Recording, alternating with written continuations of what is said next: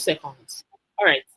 So yes, Abiola Ademuyiwa is a product manager who is currently pursuing a master's degree in Portugal alongside being a product manager, right? And is an amazing member of the Enoverlab community and a good friend of the Enoverlab uh, brand as well, right? And he's also, I feel like it will tell you much more about himself, right? But I'll just introduce in my own way.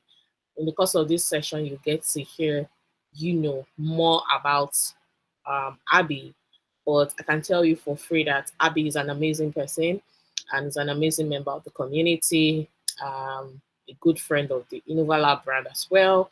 And yeah, he'll tell us more as time goes on. And another person we have, okay, let's just say hi to Abby. Hi, Abby, are you there? Pleasure. Pleasure to be here, Hi, Blessing. Thank you very much. Hi. thank you, thank you. It's nice to have you, and it's great to hear from you. All right, Thank you. You too. let me introduce our second speaker in person of Segun Sobodu. All right, Segun Sobodu is a product manager with um sorry, excuse me. He's a product manager with a results-oriented mindset with over 4 years experience in product marketing, right? And he's an expert in driving successful product launches, right? Creating compelling messages and collaborating cross-functionally in fintech, media, and communication. So he's an amazing, amazing person. I feel like he's a bit of an all-rounder in a way because if you're in media and communication, you are almost everywhere.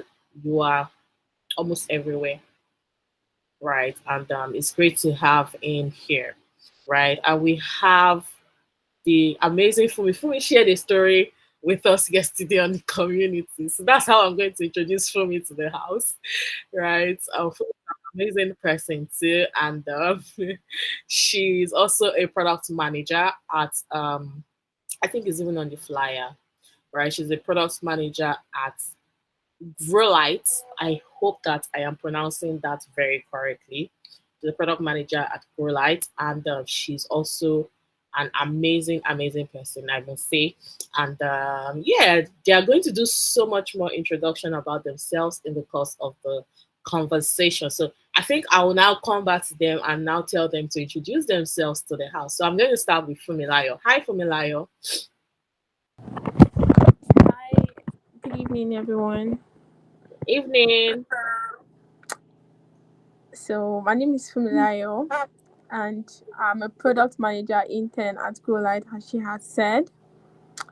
I am also passionate about blending creativity and strategy to exceed users' expectations. One thing I know I do very well is I strive on harmonizing user satisfactions and making sure it aligns with business goal by just diving into those users' insights and the industrial trend. Amazing. Amazing. Thank you very much for that, interesting introduction. I'll come back to you. Let me hear from Sheg. Hi everyone. Good morning. Good evening, Shego. Yep. You have to introduce yourself. I've done small introduction, but I don't think I did just that. So yeah, You try. okay, I tried I'm good small. evening, everyone. My name is Segun Sobodu. Yeah, Shego, we can I barely hear you.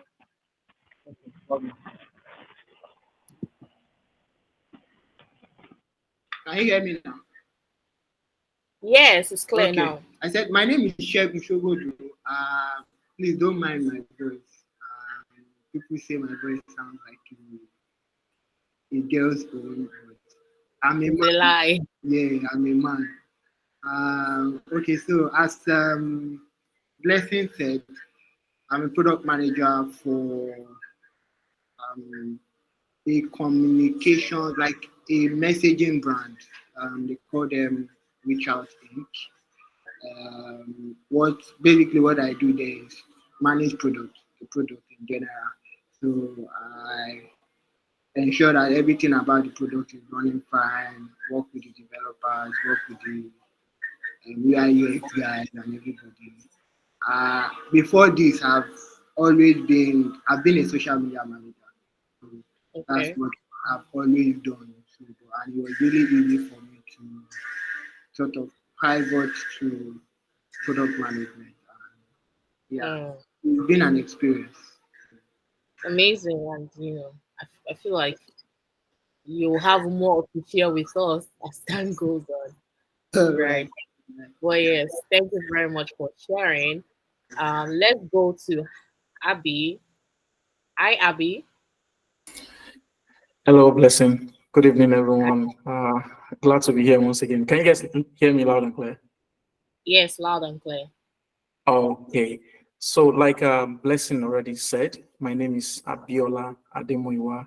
I'm currently pursuing a master's degree here in Portugal. I'm also a product manager. Just a few days ago, I completed my second internship since I transitioned from customer services to product management sometime last year. So I've had the opportunity to um, go over two internships in all. I'll be sharing more details as time goes on. As Let me follow the format Fumi followed. I'm also very big on user experience from my own perspective, probably because of my background in customer services. I'm really, really, really, really big on user experience, user satisfaction and that. So I can say I am a user-focused product manager. I'm also looking forward to a third internship. I'll be discussing more on that. Finally, I don't think I've ever done this. I think I would like to use this opportunity to acknowledge Segun Sobodu.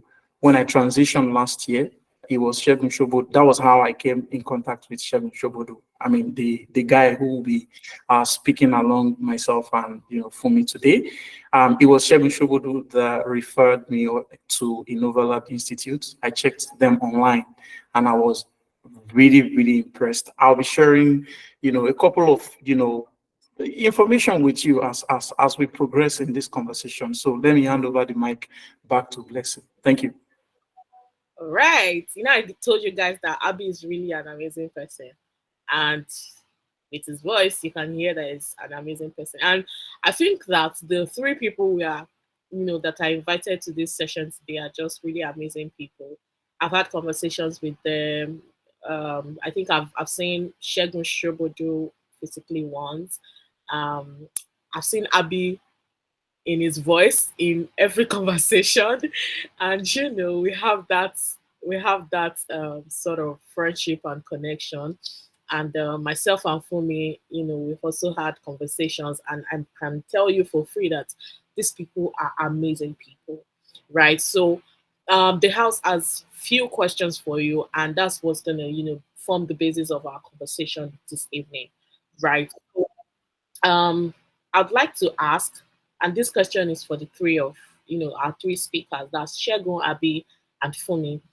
Right? Sorry. Okay. Why did you come into product management in the first place? Like, why product management? What was the inspiration? What tickled your fancy and made you decide that, look, it's product management I want to do. So I'm going to start with Funmilayo first. Yeah. So yes, Funmilayo, the mic is yours. Mm. Why product management? Okay, so before becoming a product manager, I was running my own personal business. And one thing I was one of my priority was to make sure that my customers were always satisfied with the products that I Right. sell. So in 2023, I said, okay, I want to come into the tech space. What can I do? There were so many things, like so many things online. I was like, which one can I do? Right? Though I made a mistake.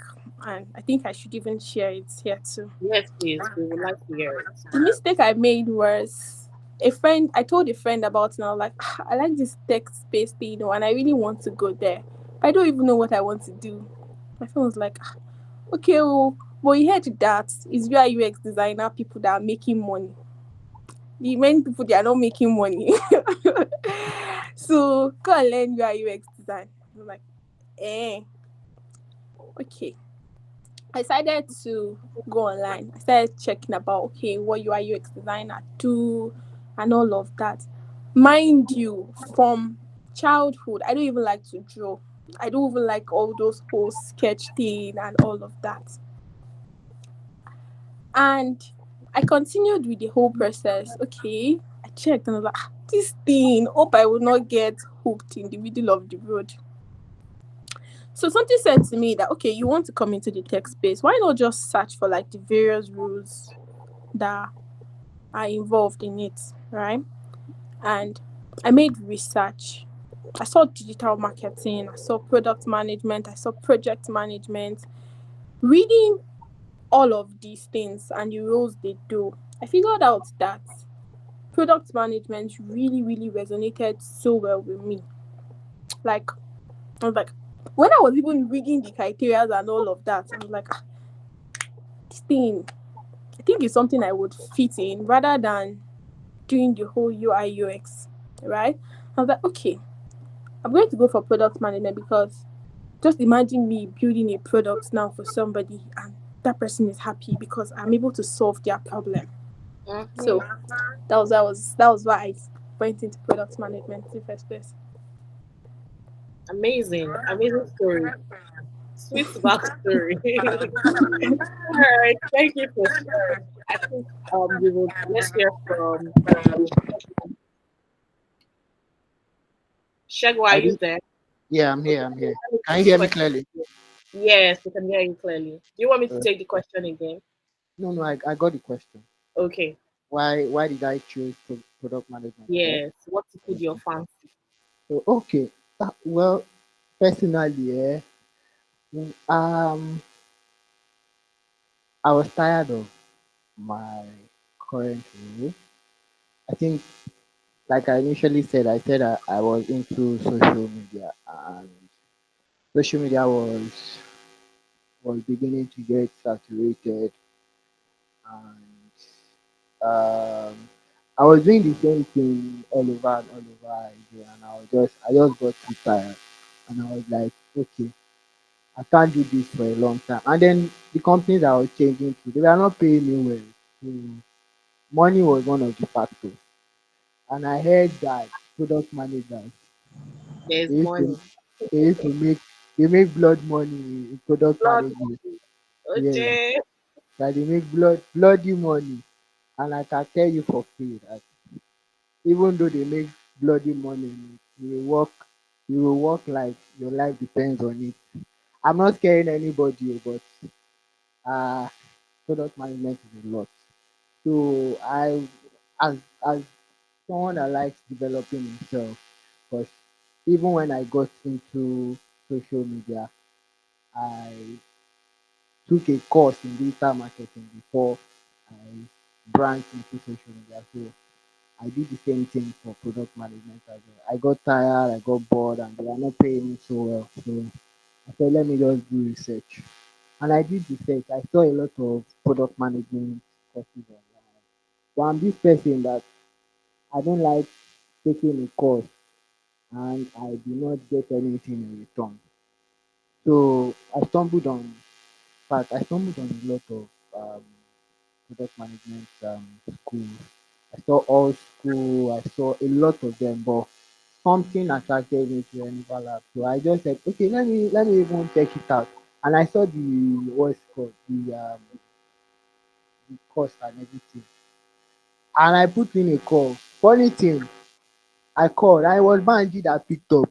I'm like, "Ah, oh, my credit finished." Banji called me back. That's your guy, Banji. He called me back and he told me, he gave me like brief information of everything, and I was hooked. to be honest. In fact, that day I paid 100K straight up because I said, if this person can be patient with me to tell me that, okay, this is what it entails, you Yeah. do this and stuff. So that's how I got into product management. Amazing. Amazing. Nice. I mean, let's hear from Abby. Hi, Abby. Are you there? Yes, I am, Blessing. Thank you very All much. Okay, so for me, it's a little bit tricky, and I'll tell you why. I got my first official job in 2017 with AXA Mansard Insurance. That was my first introduction into anything that had to do with product management. I was working as, the call center representative then. And I remember how I used to go to, digital automation, product management, and I'll see how they used to do their thing. So that was the first interest I had in product management. But at that time, circumstance and of course bureaucracies around office wouldn't, allow me, go into it even. So that alone was already an obstacle. I wasn't really that much interested in investing my time to learn about product management. When I left AXA Mansard Insurance, I got another job with a fintech company. This time around, it had to do with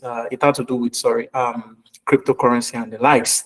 And let's remember that 2020 something huge happened in Nigeria, where the federal government of Nigeria started clamping down on crypto people and the likes. So that alone also triggered my something in me, and I wanted to invest more time into understanding product management. Mind you, I was still working as a customer support representative at that point in time. Now, fast forward to 2021, I was promoted to the role of a senior customer support representative. At this point in time, I got comfortable. I was no longer interested in moving because at the end of the day, what was the point? I'm not ready to go and stretch myself. And the questions I kept on asking the product guys in my company at that point was, if you're to be a product manager, do you have to learn how to code? And the guys started explaining things to me. I was so lazy at that point because I was too comfortable. Now, 2022, masters came for me.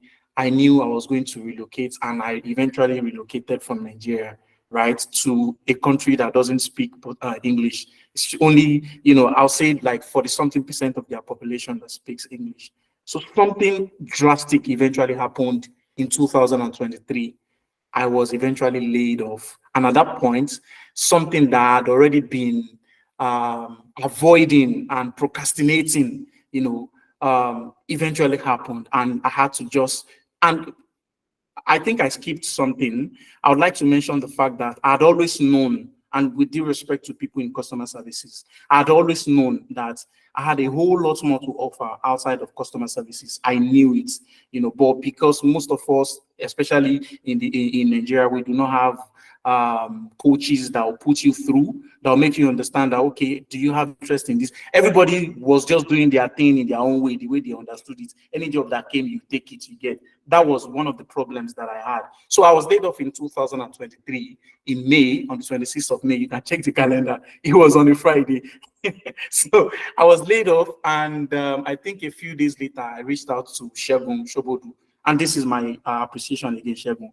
Thank you very much. You played a pivotal role in my transition into product management. I reached out to him. He recommended Enoverlab Institute, and that was how I transitioned into product management. And since then, honestly, I haven't looked back.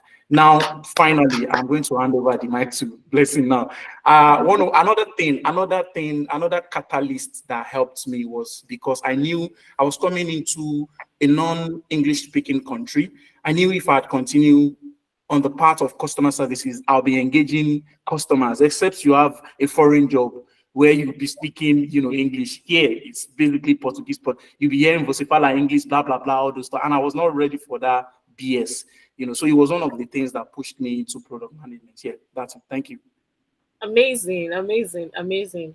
Thank you very much, Abby, for sharing. I think one thing that I noticed in these three, stories is not being comfortable with where, you currently are. And I feel like, at some point in everybody's life, I mean, we will definitely know that it is time to move. It's time to keep, it's time to leave that thing that you know that you're doing, or that thing that, I mean, it could just be that the thing is not even, it's no longer working out, right? And it is just a pointer for you to, do something else, keep moving. And I think this thing, I got a hang of it when we went for that Microsoft event, when Mr. Idowu Asuma was saying that Bisado Idowu Asuma was saying that he was a photographer for 10 years. And on the 10th year, he knew that it was time for him to move, for him to do something more challenging, for him to do something that he knows that he would enjoy. And I think that is really an interesting one, being not comfortable where you are. All right. Does anybody have questions for our speakers, right? Before we get the conversation, you can just put it in the chat box. They will take it once you are ready. Or raise your hands. Yes. Um. Okay, Barakat Jibril, please take it away with your question. Okay. I just want to know, how did you get your first job as a product manager after the course that you had at Enoverlab? Okay. Thank you very much. That is noted down, and I believe that they would answer that question. We are still getting there. Oh, that's my next question. So the spirit is one. All right. How did you get your first product manager job, and what were the challenges? Right. So I would start with Segun Sobodu. Segun. Yeah, I'm here. I can hear you. All Okay. right. My the way I got mine, I would just say I was I don't want to say luck, but I put myself out there like a lot. So how I got it was even funny. I know that I didn't submit my CV. I didn't do anything. What I did was there was a particular session Banji had with us. The set that did the course at Lekki. So that evening he had a session with us, and he said, "You know what? If you just keep applying all the time, and you don't actually, you have a LinkedIn page, right? Put all the stuff that you have learned from this course and turn it into content." And you know what? That was the best advice I got. That was the only thing I picked up that day. If I didn't pick up any other thing, I picked up that one advice, that everything we learned during the training, that was what I was posting on my LinkedIn page. And I'm a very creative person. I come from a social media background, so I was doing product teardown, and I noticed that people were engaging with my teardown. Everybody I knew. So there was a particular day I just got like a LinkedIn message, and the first this thing that was there was, "Hi Segun, and we like what you do with your product tear down, and we don't know if you will like to we want to have like a session with you and speak with you on how you can help us manage our product." And I was like, "Oh my god, oh my god, oh my god, what did I just do?" And of course I was afraid, so I didn't submit my CV. I had the first session with the one of the co-founders, who is a Nigerian but is based in UK. The other co-founder is based in Canada. So, and then different developers, they are based all over the world. So when I had the first meeting with him, we had like a long conversation for like almost an hour. So we spoke about various things. In fact, one takeaway is, before we said we wanted to have like a talk, I asked for the name of the company, for the name of the product. And what I did was I did like an in-depth research. I looked for comma in the product. So that's one advice I will also give. If you have interviews like that, always look for a fault in their product. They will know that you actually use their product. So I look for every fault that I could find. If if something on the page was hanging, on their app was hanging, I'll record it or I'll take a screenshot and I'll say, okay, when I was using it, I pressed this or I clicked on this, it didn't respond faster. Okay, so why is this here? Why is that here? So in that conversation that we had for almost, it took away a lot of insight for me. So and after that first talk, it was not an interview, like it was like a conversation. He went and then I didn't hear from him for like 3 weeks. I've already said, well, this guy don't carry my idea. He don't carry and run. But as God will have it, he came back and he apologized and he said, you know what? I'm sorry that I didn't get back to you on time. Um, we love the feedback you gave us, and that feedback is what we worked on. And one of the feedback I gave them was to use the refer and earn model. Like, so if you refer, you get an amount or you get like gig. So what the product is when you refer, you get like 1 gig data for free. So they used that model and they saw that it went viral. So they came back to me. So the second time we had a meeting, I had a meeting with the second partner, the co-founder, and then we just had a normal conversation. And the next question was, when can you start? And I was like, what? When can you start, Bawo? I was afraid. I was afraid. And I said, you know what? Think about it. Let me think about it first. And then I told them, you know what? Give me 2 weeks. In 2 weeks' time. They said, no, they can't wait for 2 weeks. That can you start immediately? I was still afraid, but I said yes, that I can start immediately. And that's how I got the job. And that's where I am currently. So yeah. Wow. Wow. Amazing. Amazing. Thank you very much for sharing. All right, let's hear Just from like Fumi. that. Just like that. Let's hear from Fumi. Hi, Fumi. Hi, hi, listen. Yep, yep, yep. Let's hear from you. Okay. I don't know, but I think some extent our story is a bit similar. But let me just share my. So while learning, I was always attending every webinar. Like I signed up to name it any product management institution. I signed up for their newsletter. If they have any maybe webinars and all of that, I get notified with emails, right? So I think it was Stratford. Stratford sent an email to me stating they have this webinar, and I think it was more about when the product is already released. I think it was more about getting feedback from users and all of that. Then I was even still learning. Like when I got my role, when I did my interview for that job, I was still learning under Enoverlab. Like I've not even finished my advanced and product management course at Enoverlab. So I attended this session and the invited guest gave us a task and split us into group and said, okay, she's going to divide us to a meeting room where we'll do that task. Me that I know that I am still learning, I don't know much.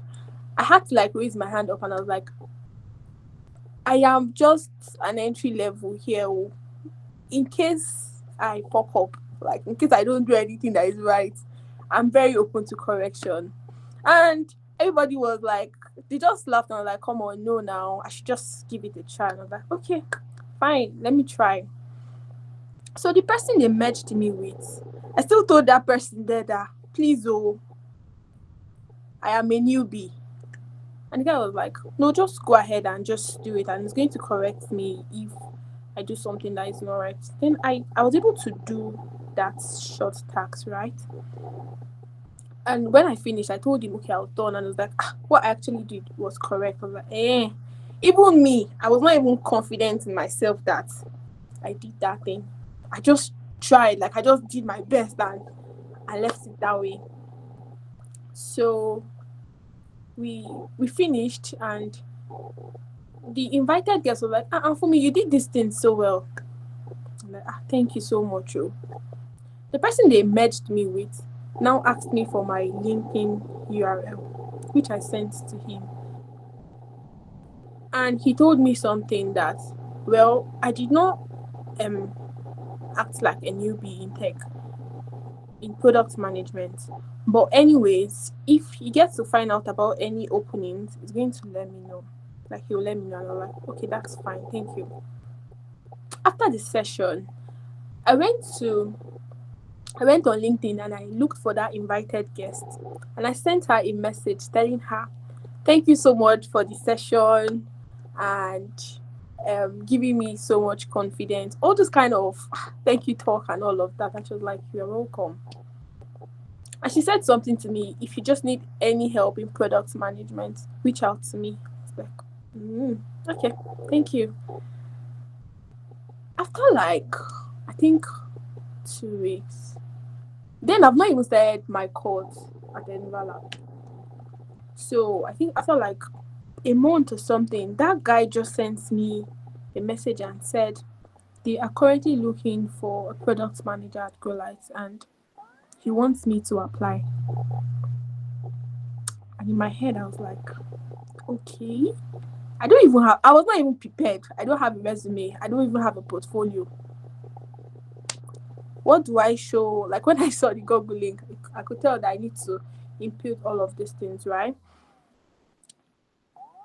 Mind you, I took a lot of free courses and some paid courses too before Enoverlab, right? That were at low cost. So I met up with this friend that I told about the whole experience to pull me through, which he did. Like, he was able to set up a resume, right? And I sent it to that lady, the invited guest, telling her that, okay, this is my resume. What do you think about this? And the lady said, okay, it was okay. And she was able to correct me. I don't have a portfolio. Then I submitted it to this guy and I told him that, I don't have a portfolio. And the deadline he gave me to submit this job is really small. What do we do? He said, just go ahead and submit your resume. And I was like, okay. I submitted my resume, interview. Okay, I got interviewed. Before my interview, I went to meet that same lady and she gave me some tips.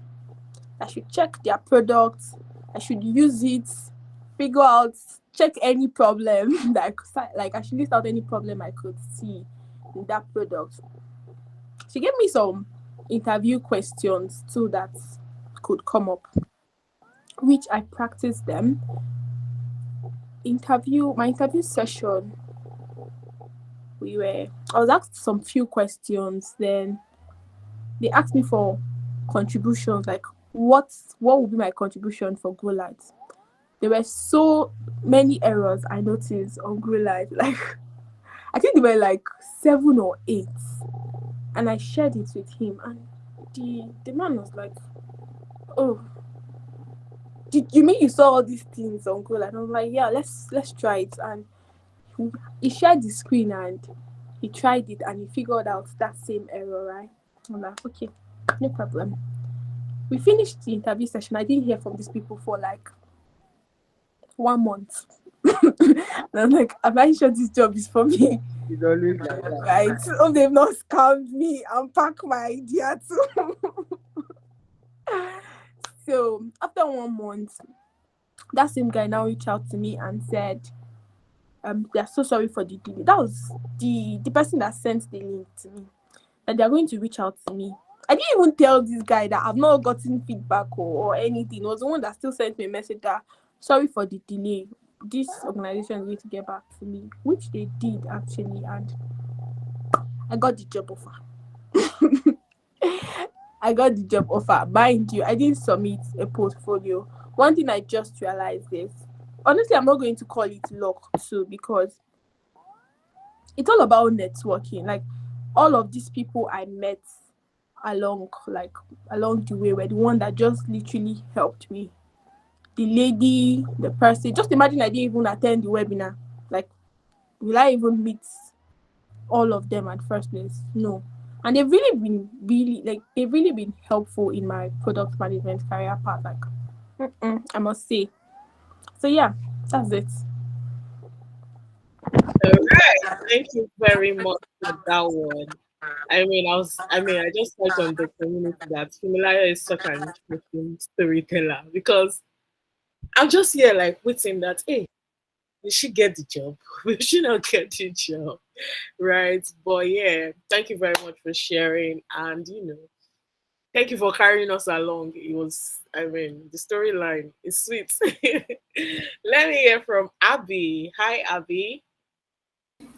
Hi, Blessing. Hi, Okay, hi. thank you very much. Wonderful stories, I must confess. So, my first internship, or should I say my first role in product management, came in the same month that I transitioned into product management. In fact, I had just spent like, I think, 20 something days with Enoverlab Institute learning the basics when I got the job. And it came in the form of volunteering. Now, even though it was a horrible experience, I almost gave the CEO an electronic beating. I think I once talked about it in one of our Twitter spaces at a point in time, Blessing, if you can recall. So it was a horrible experience for me, but it's now part of my history because even though it was a horrible experience, I still was able to get a whole lot of things to learn from there. And I'll give you a very good example. I spent 3 months with a company, and the products they currently have, I was the one who, and I'm saying it with every sense of humility, I was the one who developed the PRD and a couple of stuffs for them. So that experience alone stuck with me, you know, from the moment I left that company. And it was on the basis of that experience that I was able to land my second internship. And I'm already looking at the third one in front of me as I speak with you right now. Now, there's something I would like to tell everyone present on this call today, which is this. Your journey into product management is going to be rocky for some people. It may not be rocky for some people, and I'll cite my reasons. If you're working with a company, for instance, it is very, very easy for you to transition because you can easily make a case for yourself. I've always talked about this, like I've always said that. Now, one thing I want to say here is this. Some of us may downplay the knowledge we're currently acquiring in Enoverlab Institute. How I got to know that, Abiola, how I got to know, like, that moment where you start feeling yourself. How I got to know was when I joined one community like that. And people started talking as if, like, people started talking about terminologies that I already knew more than the basics from Enoverlab Institute. And that was how I got my second job, honestly. People started asking questions. They were talking about product market fit. They were talking about user story. They were talking, and I do not blame them. Don't get me wrong. I'm not trying to sound condescending. No. But I'm just trying to make you understand that everything you learn at Enoverlab Institute, right? Probably because you don't maybe because some of us don't attend webinars often, or some of us don't join other communities, you will not understand the impact Innoverlab Institute is making. Honestly, I'll cite another example. When I finished my advanced career at Innoverlab Institute, right, I had the opportunity, like everyone knows, I had the opportunity to go through the 8 weeks internship where we developed an agricultural innovative website like that. If you check product drive or something like that, yes, they do the same thing. However, the difference is that even if they are going to tell you that they are going to place you on an internship, it is something that will be done with discretion, right? But for Innoverlab Institute, it is more or less like a mandatory thing. For you to graduate from Innoverlab, you have to go through that thing. So in a nutshell, do not downplay the knowledge you have right now. I would say once you graduate from Innoverlab Institute, just try and double up, try and add a couple of things to it. And believe me, the sky will be your limits, or should I say the sky will be your starting point. So that's just about myself. Yeah, thank you. All right, definitely has to be a starting point. Thank you very much for that one, Abby. And yeah, interesting stories, I must say. Interesting stories. And I wish that, I would ask some other things, right? But maybe I'll just ask some other things here. But I have a question for our three speakers. Um, what has it been like, you know, being a product manager since you transitioned? What has it been like? What has been your experience like? Is it been? I don't want to, I don't want to put words into their mouth, so I just want them to like tell us, over the time that they've been working as product managers in these different institutions or in these different organizations, what has it been like for you? And I think I'll start with Shegun again. Shegun. Okay. Yeah. My product management is exhausting. I won't lie. You go work, you go work higher, but but it's also it's an experience. You get to know you get to know what is wrong with your product, and you get to fix that problem of your product. Like someone like me, in fact, I'm more of a workaholic, yeah? And I'm always on my phone and ensuring that I check what is actually going on, what's actually going on with the product that I'm managing. So most times when the product is not working, you know you know that you can never satisfy the user. You will see them all our social media pages on the app everywhere. They will start complaining. Your product is not working. What is this? This one, that one. You guys go and fix it. We will give you 0 star on Google Play Store. Blah blah blah. This one, that one. So you have to tell them not talk on badly. We will fix it. The way people are enjoying it before. Most of them even have my personal number. How they got it, I don't know. But they call me and they say, I'm trying to click something on this thing. It's not working. Please, can you tell you this one, that one? So a lot of problem plenty. To fix it is not the problem, but the problem is the problem. So it has been exhausting. It has been an experience working as a product manager. And dealing with human being is one of the most difficult things you can ever do. Like you have to be friends. And I thank God my CEO is a developer as well. So most times when stuff are not working, I just run to him and I tell him, Oga, please, this thing is not working, help us fix it. Eh? I don't want any customer, any user to come and be disturbing me. And he will just laugh about it and he will say, don't worry, they will fix it. Or sometimes I will drop plenty message. I will shalaye all the problem that is on, whether you reply me or you don't reply me.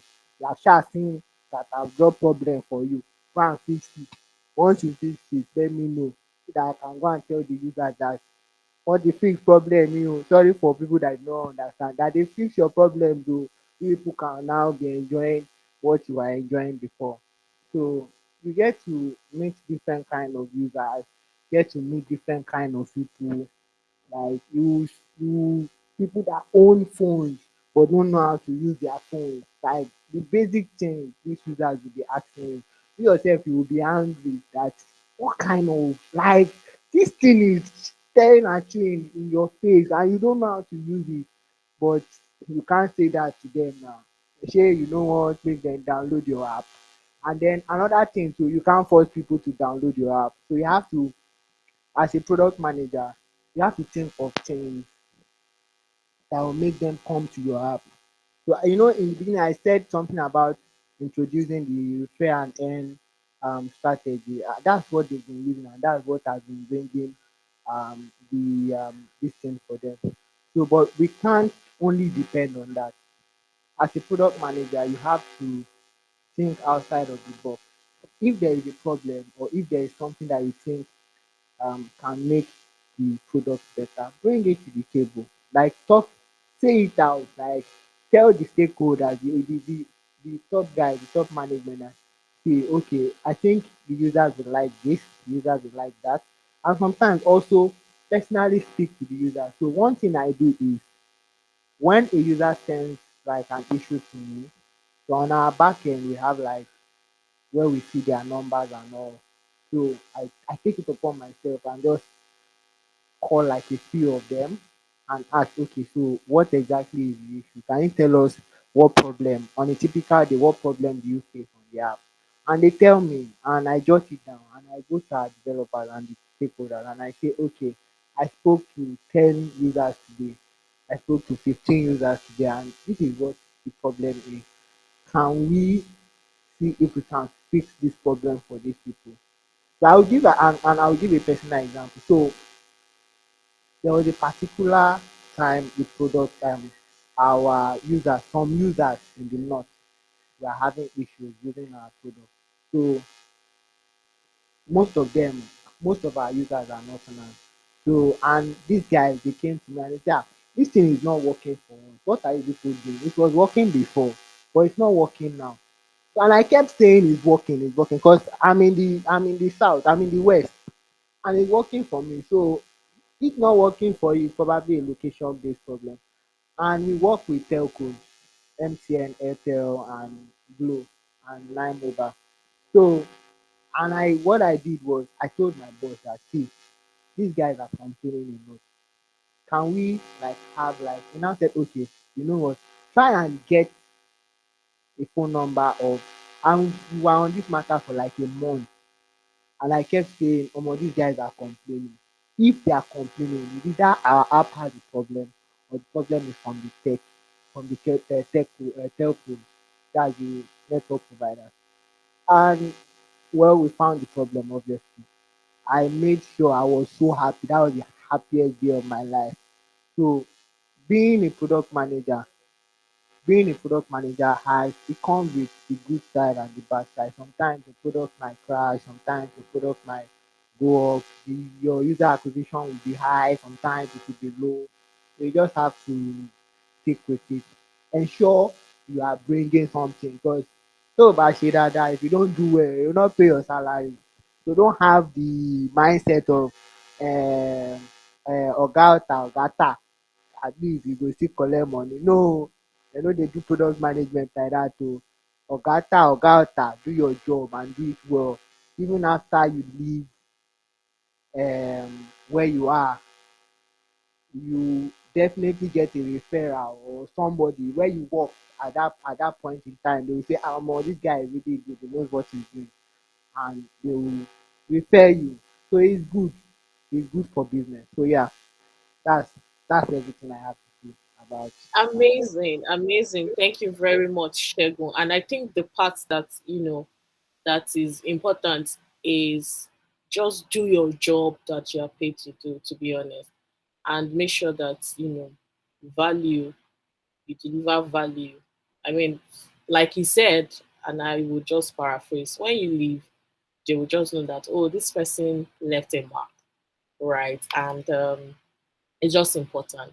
Let me go to Abby, right? Let me go to Abby before I go back to Fumi.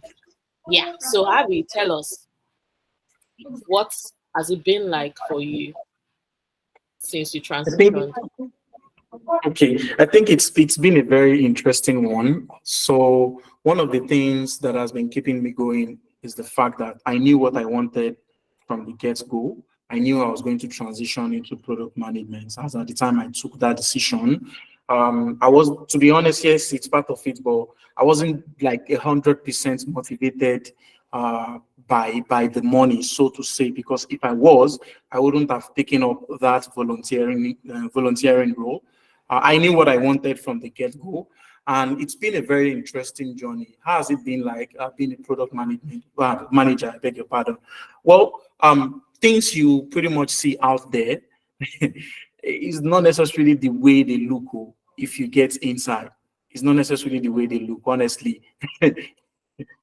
you as a product manager, you have to put on different hats.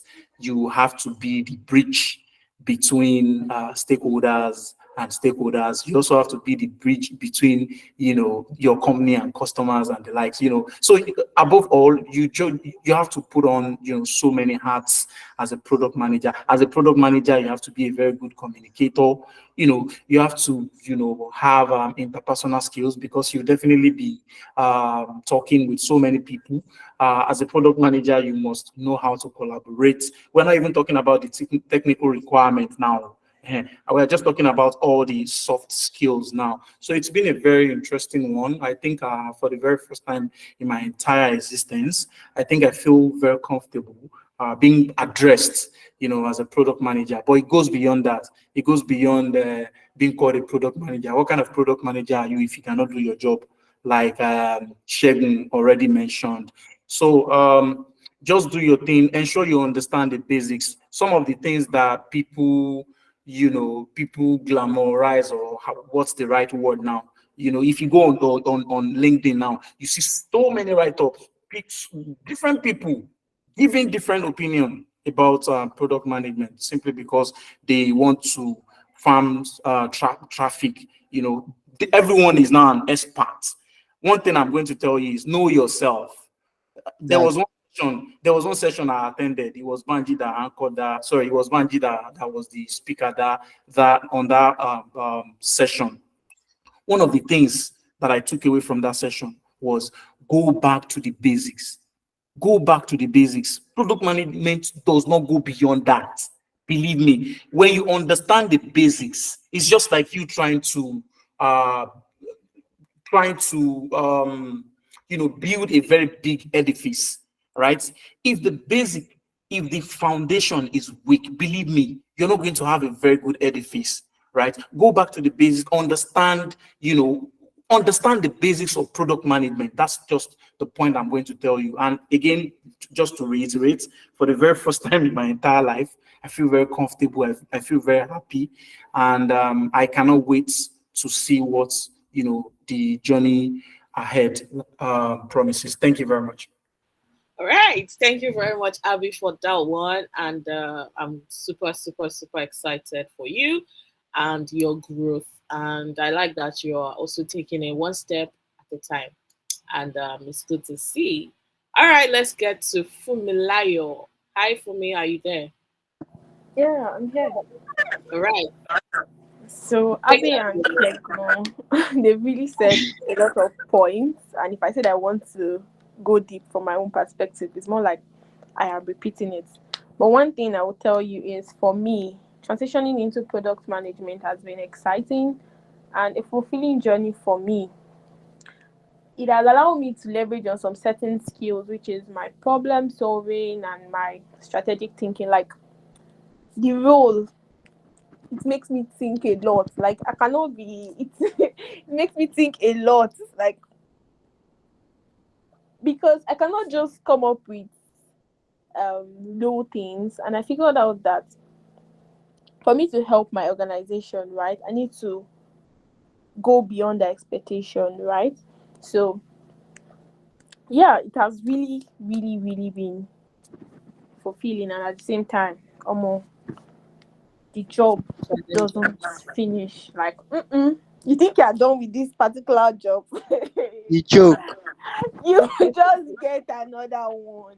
Like, there was this day I even tried something. I was like, this week I'm going to finish all of these jobs, so that maybe Thursday I think I'll just rest. I am tired. I even tried. I finished my jobs on Wednesday. I even did extra on Thursday. I still got another work. In my head, I was like, this work, they finish. So it's just a crazy and interesting role at the same time. Like, today you think you want to do this one, it will just give you one kind post with another different another different job to handle. So yeah, that's it. All right.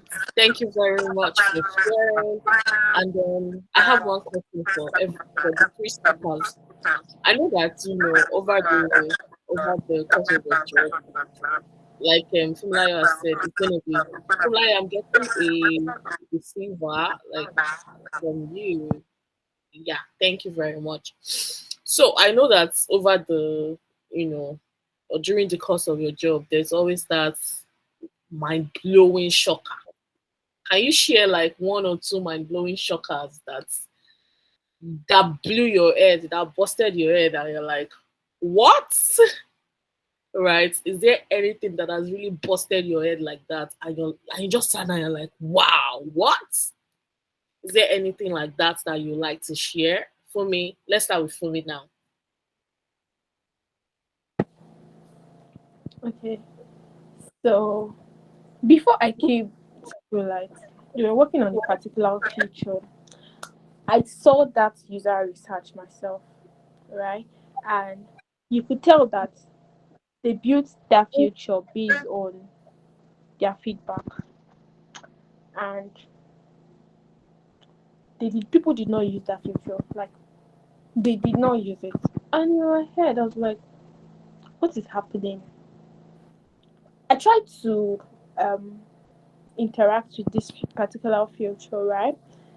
And I could interact with it if it's the user experience and all of that. Then I figured out something because there have to be a problem. Why are they not using this feature? They requested for it. The the person that conducted that research just gave us, I don't know, I don't want to say where she added where he added his estimates or something. Then I had to speak to the stakeholder and I'm like, okay, you people said you conducted user research, Abby. No problem. Can I please just do my own?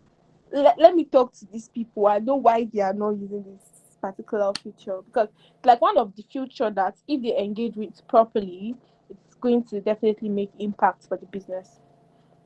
And when I reached out to some certain users, I figured out that a lot of them said they don't fancy it, right? They don't fancy it, and it required a lot of effort from the stakeholders before I came in. And I told the stakeholder something. I said, this thing will just be there for decoration. No, it's either we remove it or we look for how we'll make it better for the users.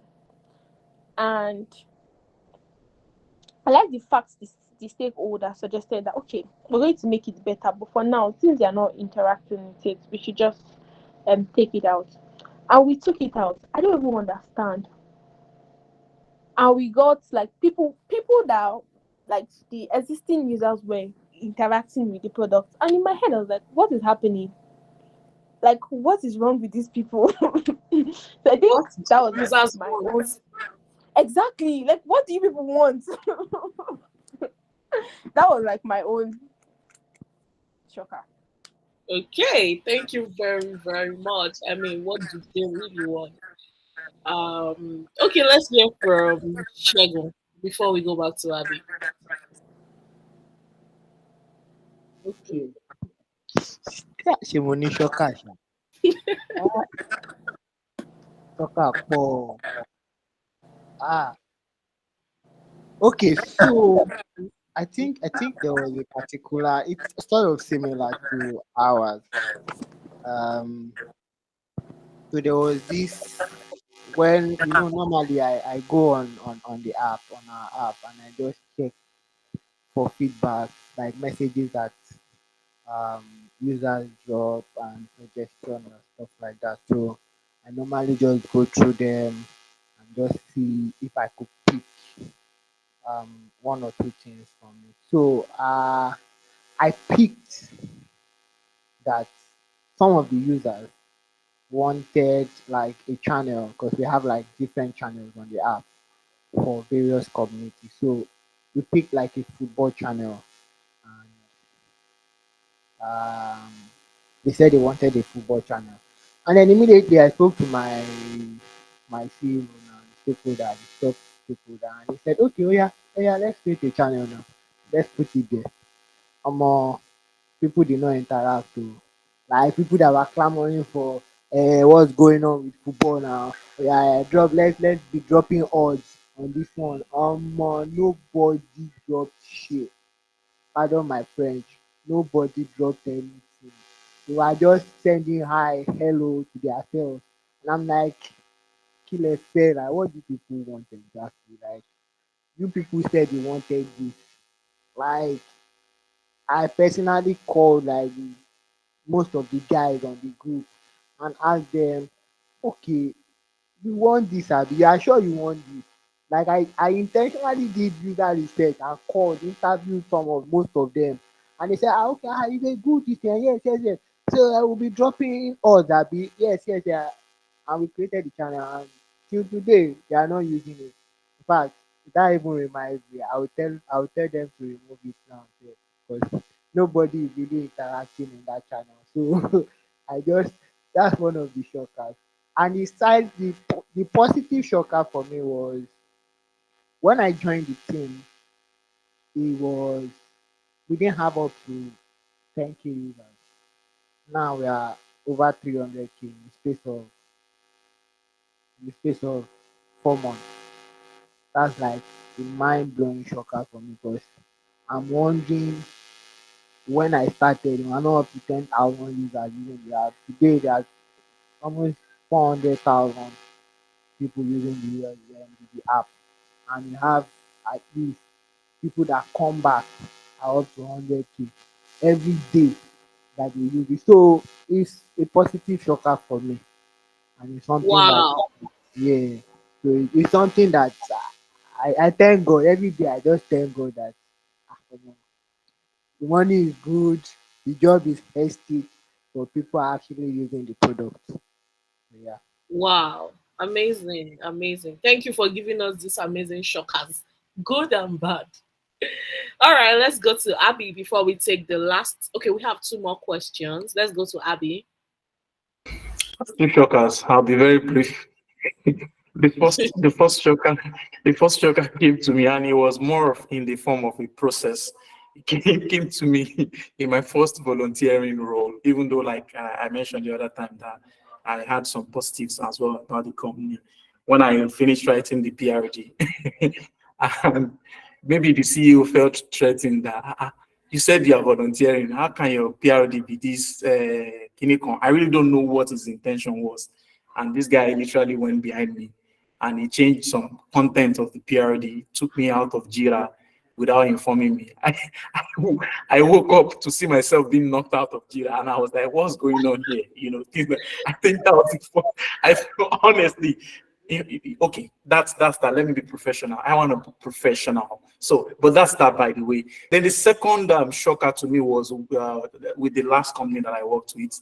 I was asked to, so we built an AI product for interviewing candidates, and I was asked to develop an admin dashboard for daily active users to get access to data so that they can track and see what's going on with that product we just launched.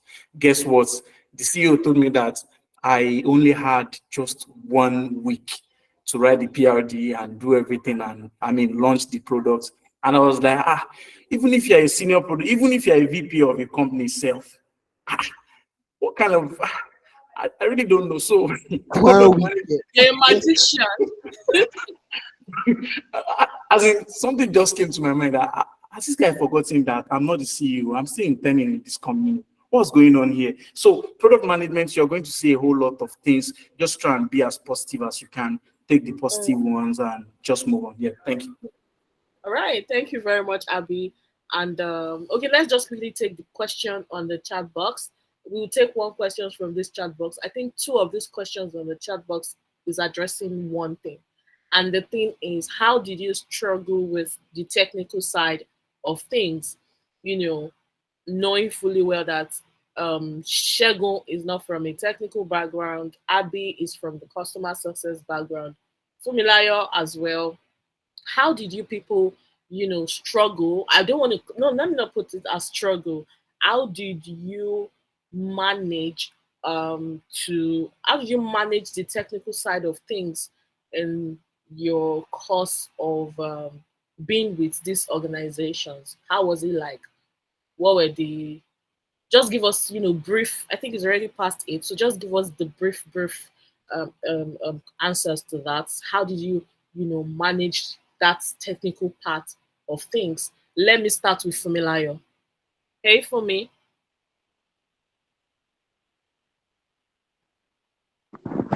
Okay. Hmm. Honestly, coming into tech self, like that whole coding thing, it was not. I didn't even put it as something that would hinder me. I didn't even see it like something that was going to hinder me in my role.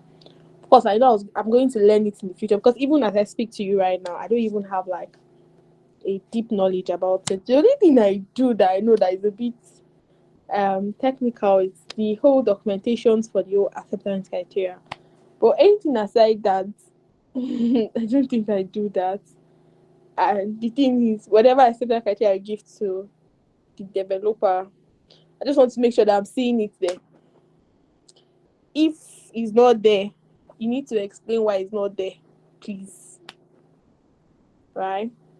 So I think you can still strive without Mm, understanding the code. you can But always learning it is going to be a plus because me personally, I think I'm going to learn it. But for now, mm. Just to add, Enoverlab offers, technical product management course in case you're looking to get into the technical part of things, right? That's just to chip in, right? Okay, thank you very much, Fumilayo, for that. Let's go to Segun. Segun, how did you wing, or how are you winging it? How are you doing the technical side of things? Well, like for me, I'm not into. I'm not really involved in the technical side of things. Um, yeah, most times they speak their developing jargons and Jago. stuff. Yeah. Yeah, but if I don't understand something, and that's the thing about product management. If you don't understand, please say it. Yeah. Like say it outrightly. Yeah. Sorry, what do you mean? Like, do you mean this or do you mean that? So, and don't assume. If you assume, you are wasting a lot of people's time. So, I don't assume when they drop stuff like that. So, I'm not into the technical side. So, I have to. My own side is if I click on A, will B answer. If I click on B, will C answer. That's how I am. So, basically, that's it. Amazing. Yeah, yeah. Amazing, amazing. Thank you very much, Shegun, for sharing. All right, Abby, over to you. How did Uh, you do? okay. Yeah. So pretty much similar to what Fumi and Shegun talked about. I'm not necessarily involved in the technical side, or and I know for a fact that I'll be moving towards that side as well. So what I've been doing is rather I've been trying to psychologically prepare myself ahead of that time in case the opportunity presents itself. So one of the things I've been doing is I started learning SQL. I learned SQL for two months on my own because I'm self-taught, and I'm proud to say that I've made tremendous progress. I'm still learning, so I understand that you only need to have a basic understanding of that thing. You can always demonstrate it on the job. You can always read and get comfortable with it. One more thing, you also have to have self-belief. Believe in yourself. Do not doubt yourself. Believe in yourself that you can do it, and try and make a couple of research. You'll be good. You'll be good. Yeah, that's it. All right, thank you very much, Abby, for that one. And I think you just answered Kosiso Chiku Ani's question. How do you deal with imposter syndrome and lack of self-confidence on the job? And I think Abby just said that, really believe that you can do it. And even Fumilayo mentioned something.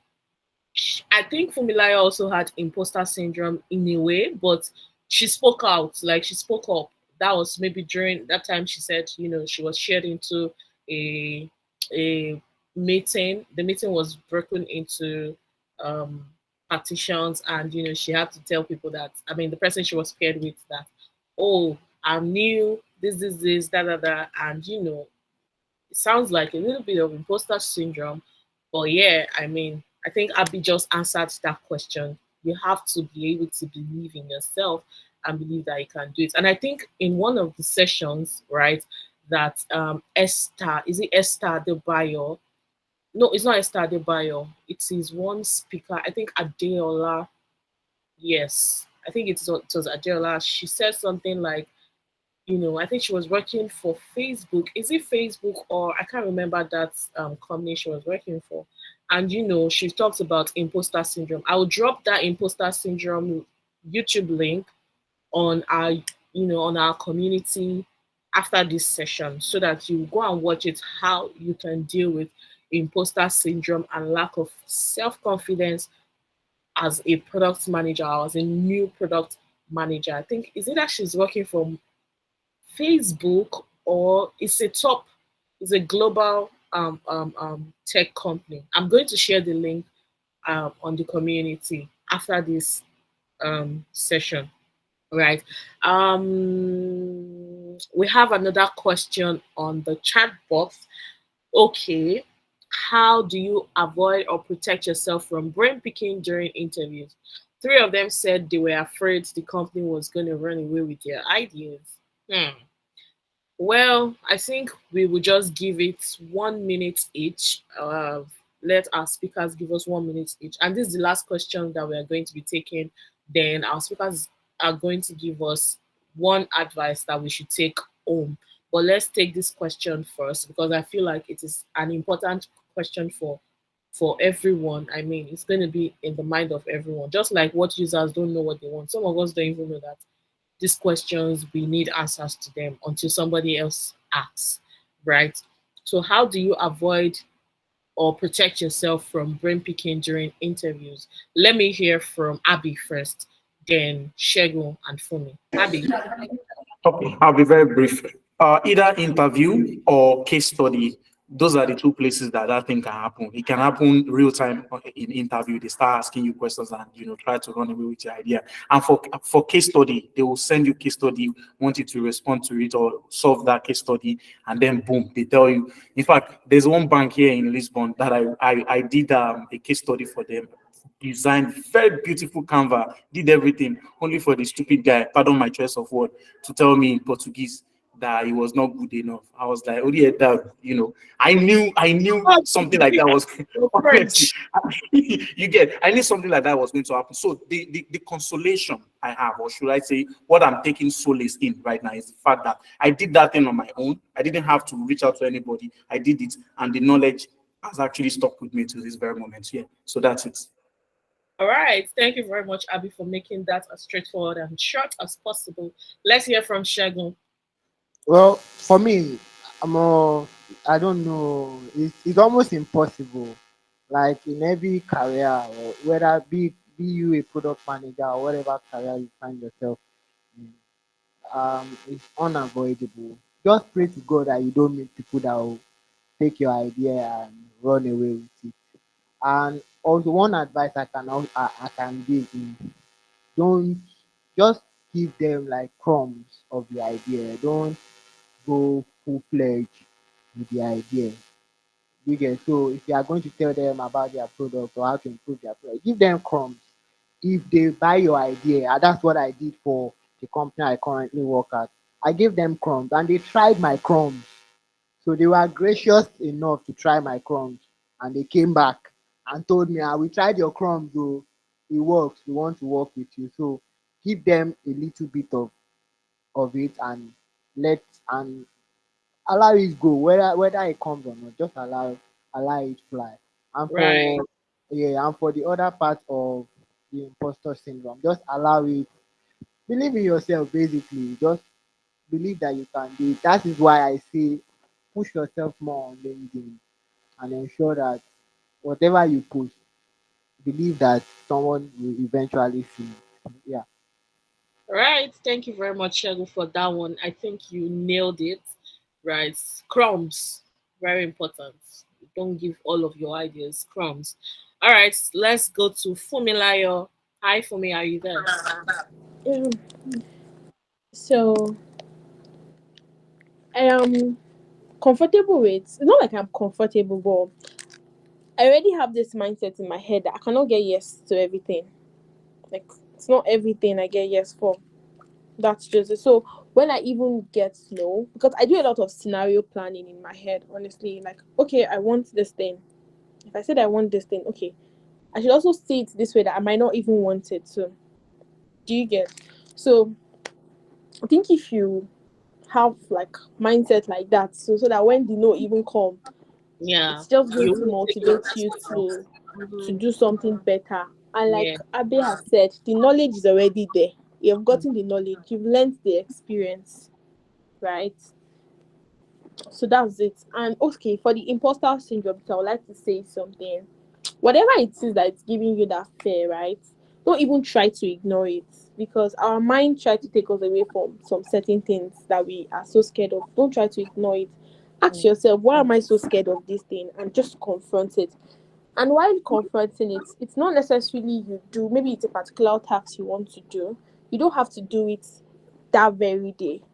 Even Mm. if it's 10 minutes you spend with that task in a day, that's okay. You don't have to spend 2 hours on that particular if it's 10 minutes, that's okay.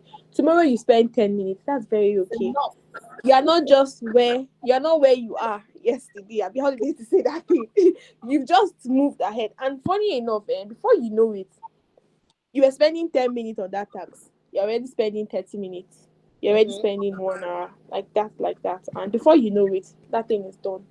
So yeah. That's very important. Thank you very much, Funmilayo, for sharing that one.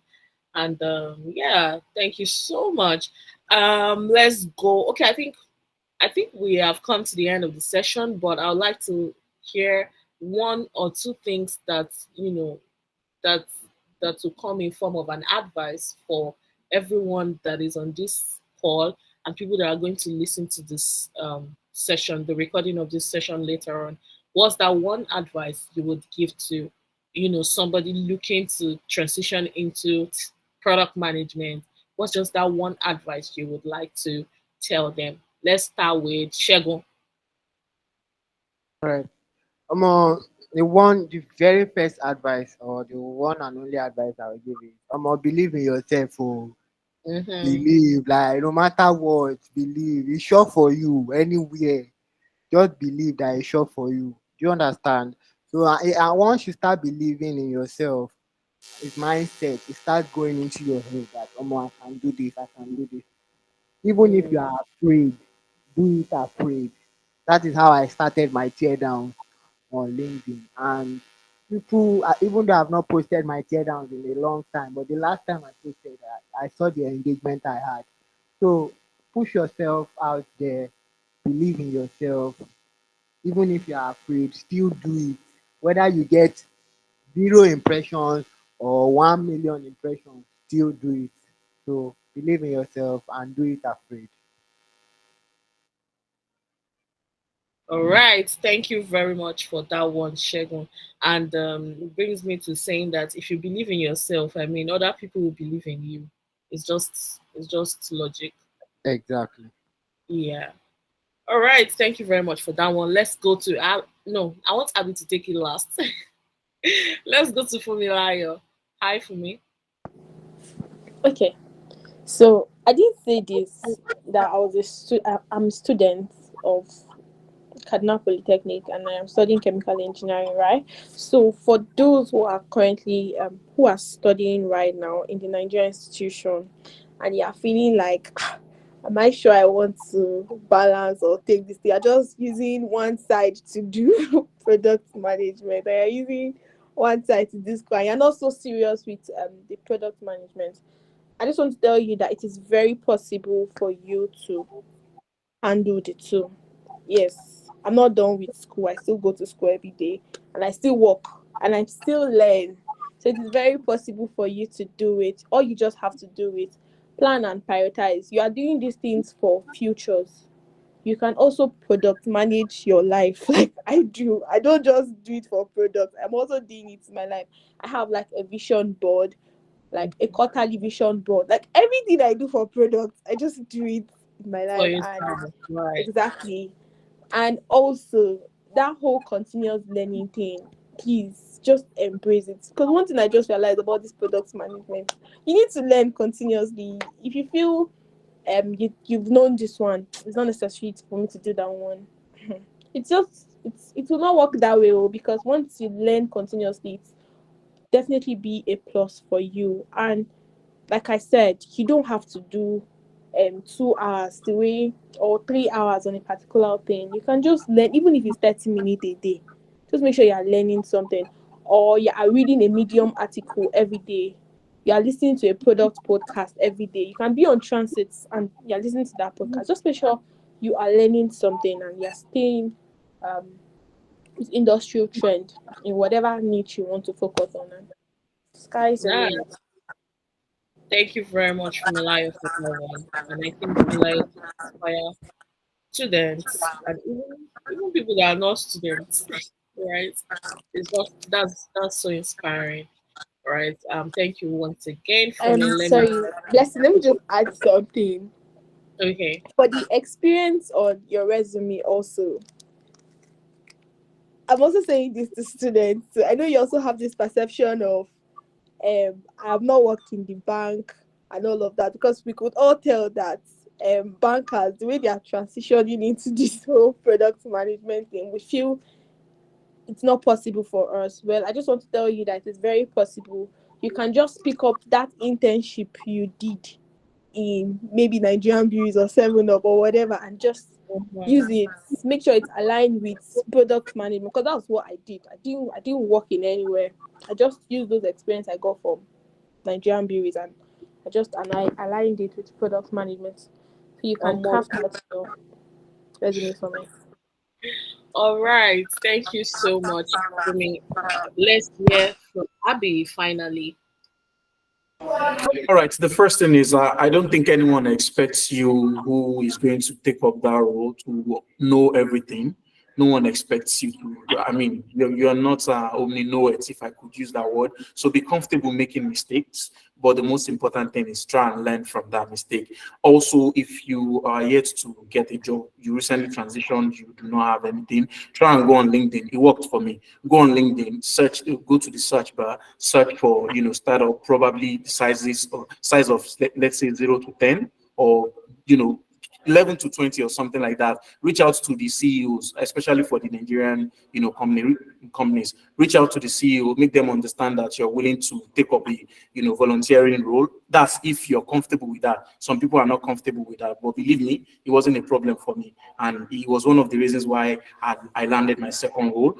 Put yourself out there. Basically, just put yourself out there. Nobody's going to give you the opportunity. Believe me, nobody's going to give you the opportunity. Start screaming at the top of your voice. Then finally, I think Enoverlab has given you enough, to get started. The most important thing is just try and build on it. Continue taking a single concept and master it every day. If it is prioritization you want to master, learn it for 1 week, master it, get example, get on a call with some members of the community, chat them up in their DM. Ask them if they are available for a call so that they can put you to. That's the only way you can learn. Finally, just one more thing, Blessing. I know we are out of time. Finally, the first ever case study that I worked on, I think it was 7 months ago, if I'm not making mistake. Every time I look back at it, I just shake my head in dismay and I start laughing at myself. That Abiola, like, did you actually do this rubbish? But I'm not trying to despise my humble beginning. It's just to show that there's been growth. There has been growth because of the consistency. I mean, I was also there before now, and look at where I am right now. I'm not saying I'm there right now, but at least there's a huge difference. Yeah, thank you. All right. Thank you very much, Abby, for that one. Uh, I mean, see why I wanted Abby to end the session to go last, right? All right. Thank you very much once again, Abby. I don't think I have any other thing to say than to say thank you guys for coming to um, have this experience sharing with us. We do not take it for granted, and we are super, super excited. I mean, we have learned 1 or 10 things from this experience that you have shared with us today. And I believe that for most of us here, we are going to apply some of these things that you have shared with us, moving forward, especially those of us that are still aspiring product managers, those of us that are still taking our product management course at Enoverlab or somewhere else, right? We would definitely put all of these things um into good use, right? So thank you so much, guys. Let's go ahead to our social media to share all of, maybe not all of the things that we have learned, right? Just few of the things that we have learned in this session today. Let's go ahead to put it out there. Let's let people know that, look, this is something that I've learned on a platter of gold today, from the experience of somebody else today. And I feel like moving forward, I would love to do this based on the experience that this person has shared with us in this session, right? And do well to tag us on your post so that we can repost, right? Innovalab on LinkedIn, Innovalab NG on Instagram, and Enoverlab on Twitter. We are definitely going to retweet, repost, and reshare all of the things that you have shared with us. Thank you so much, guys, for joining us on today's session, and thank you for staying up until this time. Right, this session is such an interesting one that I promise you I don't want it to stop because I would love to keep hearing, stories, keep hearing experiences of these amazing people. But we do not have the luxury of time. Hence the reason why we are putting a halt here today. You can always refer to the community if you have any question of any sort. One good thing about the community is you would never be heard. I don't think anybody has ever been heard on the community. You will be heard, but they will not air you, right? They won't air you. There would be one person at least that would be able to give solution to something that you are looking for, right? So, guys, thank you so much once again for joining today's session, and I will see you on the other side of Innovola. Do have a wonderful evening. Thank you so much to our amazing speakers, Segun Sobodu, Funmilayo Oyeniyi, and Abiola Ademuyiwa. Thank you guys so much. And I would, oh, we have a hand up. Akinyemi, can you please unmute?